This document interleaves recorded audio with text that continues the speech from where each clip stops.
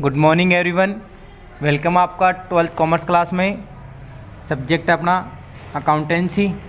Chapter चल रहा था हमारा 9 chapter NPO non profit organisation. Next topic है अपना कंज्यूमेबल स्टोर, उपभोग सामग्री।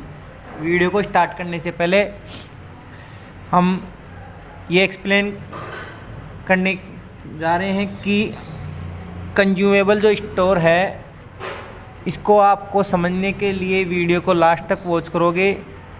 सारे डाउट आपको क्लियर किए जा रहे हैं कंज्यूमेबल स्टोर से रिलेटेड। आइए कंज्यूमेबल स्टोर को हम समझने की कोशिश करते हैं। ध्यान देना, सब्सक्रिप्शन सब्सक्रिप्शन से रिलेटेड सारे डाउट आपके क्लियर कर दिए गए हैं।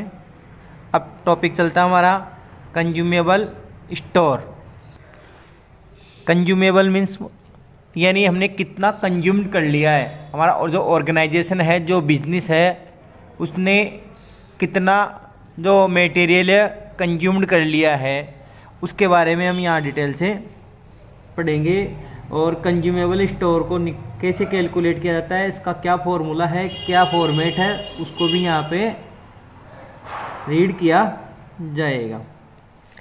जैसे अपना NPO है, नॉन प्रॉफिट ऑर्गेनाइजेशन है, तो नॉन प्रॉफिट जो ऑर्गेनाइजेशन है इसमें फंड बनते हैं, क्लब होता है, फंड या क्लब। ध्यान देना,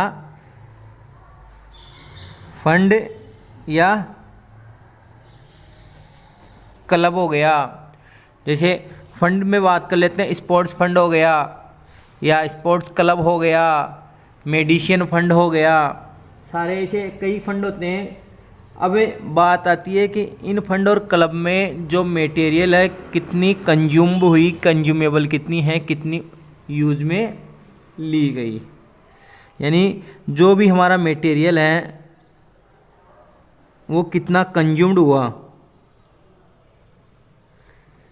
यानी बिजनेस में कितना यूज हुआ, नॉन प्रॉफिट जो ऑर्गेनाइजेशन है उसमें कितना यूज हुआ, तो उसको फाइंड आउट करने का एक फॉर्मूला है। जिस प्रकार से सब्सक्रिप्शन का था उसी प्रकार कंज्यूमेबल स्टोर का या कंज्यूमेबल जो हम निकालेंगे फंड का या क्लब का, किस प्रकार से कितना रिमेन होता है या किस प्रकार से करंट ईयर में यूज लिया गया। ध्यान देना, इसको फॉर्मेट को क्लियर करने से पहले मैं आपको बता देता हूँ कंज्यूमेबल स्टोर। जैसे ओपनिंग स्टॉक,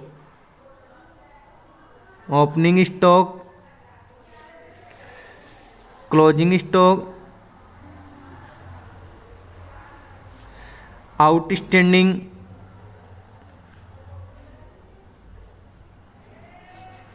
और एडवांस बोल लो या प्रीपेड हो सकता है हमारे पास।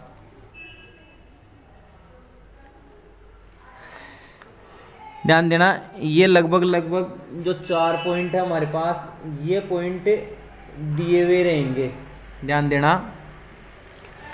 ओपनिंग यानी हमारा जो NPO नॉन प्रॉफिट ऑर्गेनाइजेशन जो बिजनेस रनिंग में है, जब बिजनेस जो भी क्लब है, जो भी फंड है, उसमें हमारे पास ओपनिंग स्टॉक कितना था उसकी हमारे पास डिजिट यहाँ पे दी हुई रहेगी। उसी के साथ साथ लास्ट डेट पे, क्लोजिंग डेट पे हमारे पास क्या स्टॉक रहा जो यूज़ नहीं हुआ, हमारे पास रिमेन हुआ, उसकी भी वैल्यू यहाँ पे हमारे पास क्वेश्चन में दी हुई रहेगी। आउटस्टैंडिंग की जो आइटम है 2 रहेगी, एक तो रहेगा करंट ईयर से रिलेटेड और एक रहेगा लास्ट ईयर से related. Last year and current year,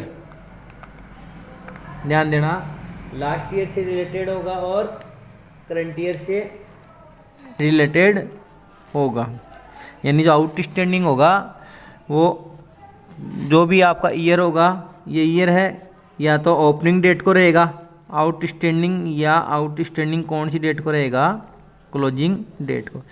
ऐसे ही एडवांस यानी प्रीपेड, एडवांस या प्रीपेड, इसमें भी 2 रहेंगे, एक तो ओपनिंग डेट को और एक क्लोजिंग डेट को। यानी कौन सा करंट ईयर का है और कौन सा नेक्स्ट ईयर का है। इस प्रकार से हमारे पास ये डिजिट क्वेश्चन में शो रहेगी। अब इन डिजिट्स में कौन सी डिजिट ऐड होगी और कौन सी जो डिजिट है वो लेस होगी।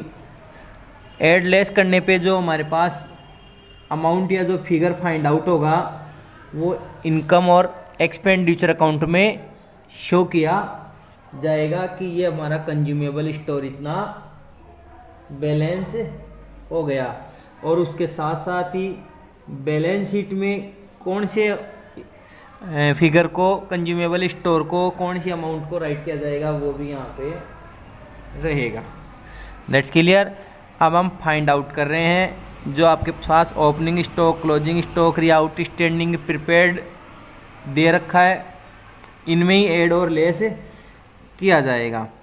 तो समझने की कोशिश करना किस प्रकार से यहाँ इसको सोल्व किया जा रहा है। तो देखना कि फर्स्ट ऑफ ऑल हम क्या लेते हैं कि हमारे पास जो amount paid during the year रहेगा, ध्यान देना, amount paid during the year, amount paid during the year, ये मेन अमाउंट है। इसी अमाउंट में या इसी जो डिजिट है उसमें ऐड या लेस डिजिट की जाएगी। ध्यान देना, एक है आपका opening stock, opening stock, that's clear. अब कहाँ ऐड किया जाएगा और कहाँ लेस किया जाएगा वो बता दिया जाएगा, हम फाइंड आउट कर रहे हैं। एक हमारे पास क्लोजिंग स्टॉक, इसके बाद में हमारे पास एक है आउटस्टैंडिंग, जो भी कंज्यूमेबल है या परचेज किया है, और वो आएगा हमारे पास, एक तो ओपनिंग डेट को बताया था और एक क्लोजिंग डेट को बताया था। तो यहाँ है paid outstanding purchase, outstanding purchase at the end of current year, at the end of current year. Outstanding है, परचेज किया होता उसका आउटस्टैंडिंग है, कब है, करंट ईयर के एंड में ऐड है। और एक जो डिजिट है हमारे पास वही क्या है, हमारे पास आउटस्टैंडिंग अमाउंट है परचेज, वही सिस्टम आएगा, आउटस्टैंडिंग परचेज एट द, अब ये कहाँ आ जाएगा, बिगनिंग आ जाएगा, बिगनिंग में आ जाएगा, बिगनिंग ऑफ जो आपका ईयर चल रहा है, करंट ईयर, करंट ईयर में। क्लियर। अब प्रीपेड से रिलेटेड है, तो प्रीपेड से रिलेटेड क्या था, प्रीपेड एक तो वही ओपनिंग डेट को और एक क्लोजिंग डेट को, यानी प्रीपेड, प्रीपेड परचेज, और वो कौन सी आ गया, in previous year.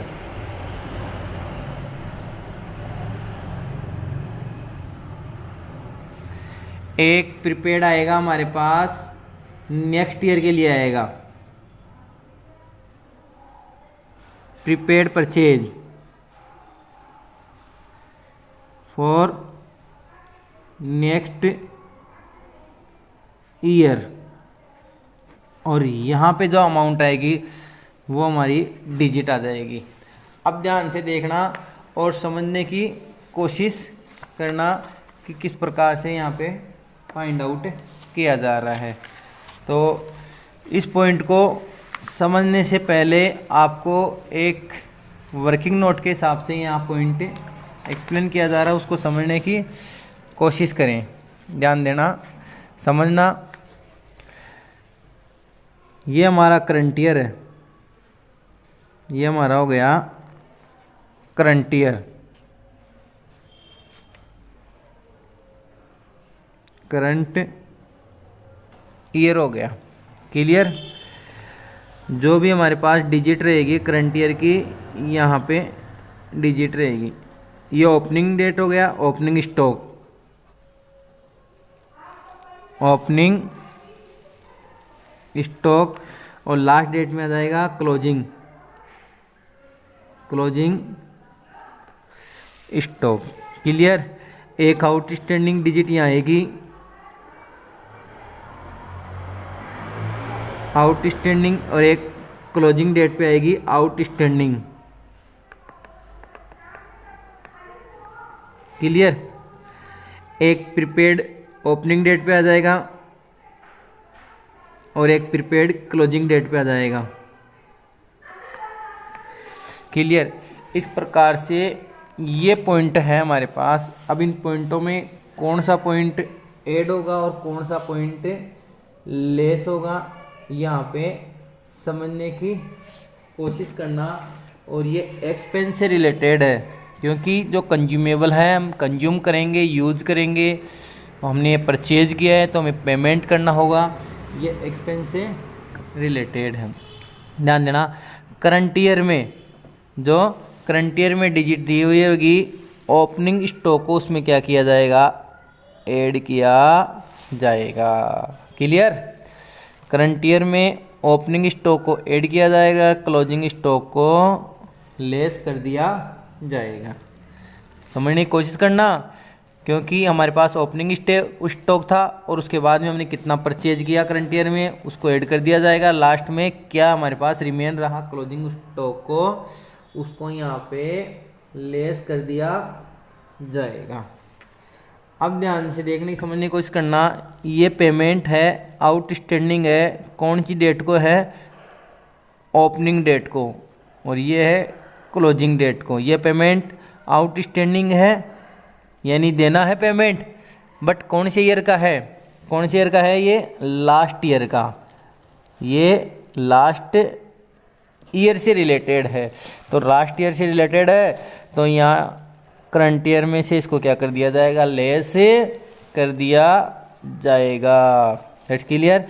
Outstanding opening date को था, लास्ट ईयर से रिलेटेड है तो यहाँ पे इसको लेस कर दिया जाएगा। बात करते हैं क्लोजिंग डेट पे। क्लोजिंग डेट पे आउटस्टैंडिंग है, यानी पेमेंट किया था उसका देना बाकी है, पे करना बाकी है। तो लास्ट होल ईयर में हमने वर्क किया है या परचेज किया है, उसका पेमेंट आउटस्टैंडिंग है, पे करना है, तो इसको क्या किया जाएगा, यहाँ पे ऐड कर दिया जाएगा। That's clear. अब बात करते हैं हम प्रीपेड। जो प्रीपेड है हमारे पास, ध्यान देना, ओपनिंग डेट को प्रीपेड यानी पहले दे दिया है। फर्स्ट डेट को स्टार्ट हुआ ईयर और फर्स्ट डेट को ही किसी मटेरियल को परचेज करने के लिए हमने पेमेंट कर दिया है फर्स्ट डेट को, तो ये हुआ है हमारा करंट ईयर से रिलेटेड। ध्यान देना, जो प्रीपेड हुआ है ओपनिंग डेट को, वो करंट ईयर से क्या है, रिलेटेड है, और करंट ईयर से रिलेटेड है उसको करंट ईयर में क्या कर दिया जाएगा, ऐड कर दिया जाएगा। बात करते हैं क्लोजिंग डेट को। जो क्लोजिंग डेट को हमारे पास प्रीपेड है, हमने क्लोजिंग डेट पे एडवांस में पे कर दिया है। अब उस जो एडवांस में पे किया गया है वो नेक्स्ट ईयर से रिलेटेड है। ध्यान देना, कौन सी ईयर से रिलेटेड है, नेक्स्ट ईयर से रिलेटेड है। ये नेक्स्ट ईयर से रिलेटेड है और नेक्स्ट ईयर से रिलेटेड है तो इसको क्या कर दिया जाएगा, यहाँ इसमें से करंट ईयर में से लेस कर दिया जाएगा। That's clear. समझ में आया। फिर भी दोबारा रिपीट कर रहा हूँ, ओपनिंग स्टॉक को करंट ईयर में ऐड कर दिया जाएगा, क्लोजिंग स्टॉक को करंट ईयर में लेस कर दिया जाएगा। ओपनिंग डेट पे जो आउटस्टैंडिंग है एक्सपेंस, उसको लेस कर दिया जाएगा करंट ईयर में, और क्लोजिंग डेट को जो आउटस्टैंडिंग है उसको करंट ईयर में ऐड कर दिया जाएगा। ऐसे ही प्रीपेड की है, अगर ओपनिंग डेट को प्रीपेड एडवांस पेमेंट कर दिया है तो करंट ईयर में ऐड कर दिया जाएगा, और प्रीपेड लास्ट डेट को एडवांस पेमेंट किया है तो उसको करंट ईयर में लेस कर दिया जाएगा। क्लियर। अब जो हमने यहाँ पे राइट किया है, यहाँ पे इस प्रकार से इसको लिखा है, यहाँ पे बात आ गई amount paid during the year, current year से रिलेटेड है ये लाइन। ओपनिंग स्टॉक की बात आ रही है तो आपको रिमाइंड होगा ओपनिंग स्टॉक को क्या किया गया था, यहाँ पे ऐड किया गया था। क्लियर। बात आती है क्लोजिंग स्टॉक, तो क्लोजिंग स्टॉक रिमाइंड आपको, क्लोजिंग स्टॉक को क्या किया था, यहाँ पे लेस किया गया था। ओके। बात आती है पेड आउटस्टैंडिंग परचेज, हमने परचेज किया था at the end of current year. कब किया था? एंड में, मतलब परचेज तो किया था, करंट ईयर से रिलेटेड है, बट एंड तक क्या है, ये आउटस्टैंडिंग है, तो उसको क्या कर दिया जाएगा, यहाँ पे ऐड कर दिया जाएगा इस पॉइंट को भी। क्लियर। अब ध्यान देना आगे क्या कहता है, यहाँ पे आगे क्या कह रहा है, आउटस्टैंडिंग है यानी पेमेंट करना है परचेज का, कोई भी परचेज किया था मटेरियल, कब का, at the beginning of current year, यानी ओपनिंग डेट को, और ओपनिंग डेट को जो आउटस्टैंडिंग होता है वो प्रीवियस ईयर पे या लास्ट ईयर से रिलेटेड है, तो इसको क्या कर दिया जाएगा, लेस कर दिया जाएगा। क्लियर। अब बात आती है प्रीपेड परचेज, हमने कोई प्रीपेड कर रहे हैं, परचेज कर रहे हैं, उसका पेमेंट पहले किया जा रहा है प्रीवियस ईयर, यानी स्टार्टिंग में ओपनिंग डेट को पेमेंट कर दिया है, तो करंट ईयर से रिलेटेड है, तो इसको क्या कर दिया जाएगा, ऐड कर दिया जाएगा। क्लियर। अब है prepaid purchase for next year, closing date को हमने प्रीपेड किया है, किस ईयर के लिए किया गया है, नेक्स्ट ईयर के लिए, तो नेक्स्ट ईयर को क्या कर दिया जाएगा, यहाँ पे लेस कर दिया जाएगा। क्लियर। लेस कर दिया जाएगा। तो ये जो डिजिट है ध्यान देना, ओपनिंग स्टॉक को ऐड, क्लोजिंग स्टॉक को लेस, जो आउटस्टैंडिंग है एंड में उसको ऐड किया जाएगा, जो आउटस्टैंडिंग है बिगनिंग में उसको लेस किया जाएगा, जो प्रीपेड है प्रीवियस ईयर से उसको ऐड किया जाएगा, जो प्रीपेड है नेक्स्ट ईयर से उसको लेस कर दिया जाएगा। जो ये डिजिट आएगी वो आपको टोटल डिजिट है, इसको शो किया जाएगा। ये जो डिजिट आ रही है स्टेशनरी की आ सकती है, स्पोर्ट्स क्लब की हो सकती है, या अदर जो भी एक्सपेंस है कंज्यूमेबल स्टोर उसकी हो सकती है ये, तो इसको शो किया जाए इनकम एंड एक्सपेंडिचर में, इनकम एंड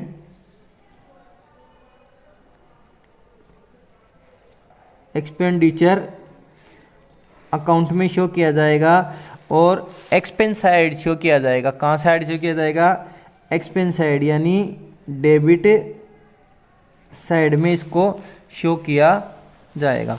सब्सक्रिप्शन को किया गया था क्रेडिट साइड में, और एक्सपेंडिचर में जो कंज्यूमेबल स्टोर है उसको करेंगे डेबिट साइड में, एक्सपेंस साइड में। क्लियर। अब ध्यान देना बैलेंस शीट में कौन कौन सी आइटम शो होती है, ध्यान देना, मैं रिपीट कर देता हूँ। बैलेंस शीट में यहाँ देखने की कोशिश करना, ठीक है। बैलेंस शीट में हम राइट करते हैं, क्लोजिंग बैलेंस शीट की बात हो रही है, तो क्लोजिंग बैलेंस शीट में क्लोजिंग स्टॉक को असेट्स में राइट किया जाएगा, क्लोजिंग बैलेंस शीट में असेट्स को राइट किया जाएगा। क्लियर। अब ध्यान देना बात आ रही है आउटस्टैंडिंग, आउटस्टैंडिंग यानी पेमेंट करना है, और अगर पेमेंट करना है तो ये हमारी लाइबिलिटी हो गई, इसको यहाँ पे लाइबिलिटी साइड शो किया जाएगा क्लोजिंग बैलेंस शीट में। प्रीपेड एडवांस में पेमेंट कर दिया है परचेज के लिए, इन फ्यूचर अगर उस चीज़ को हम परचेज नहीं करते हैं तो वो हमारे पास कैश रिसिप्ट रिटर्न होगा, यानी हमारी ये क्या हो गई, असेट्स हो जाती है। That's clear. तो यहाँ क्लोजिंग स्टॉक को असेट्स में राइट किया जाएगा, आउटस्टैंडिंग है करंट ईयर से रिलेटेड पेमेंट किया जाएगा, लाइबिलिटी साइड में हो गया, यानी जो क्रेडिटर हो गया, और जो प्रिपेयर कर दिया हमने एडवांस, इसको क्या किया जाएगा, असेट्स में राइट किया जाएगा। That's clear. आई होप आज का जो टॉपिक है आपको अच्छी तरीके से क्लियर है, सारे डाउट क्लियर हुए होंगे। अगर कोई प्रॉब्लम है तो मुझे कमेंट बॉक्स में कमेंट ज़रूर करें। Thank you so much.